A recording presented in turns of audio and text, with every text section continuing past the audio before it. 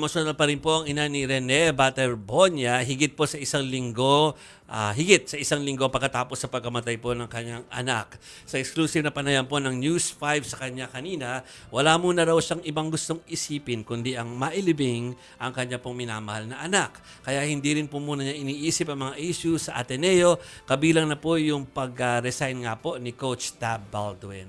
Susubukan pa rin daw niyang kayanin para matupad yung mga pangarap ni Rene sa mga kapatid niyang naiwan. Samantala, nilinaw po ng MVP Sports Foundation na limited sa pagbibigay lamang ng financial support ang role nitong foundation na ito sa Ateneo Men's Basketball Program.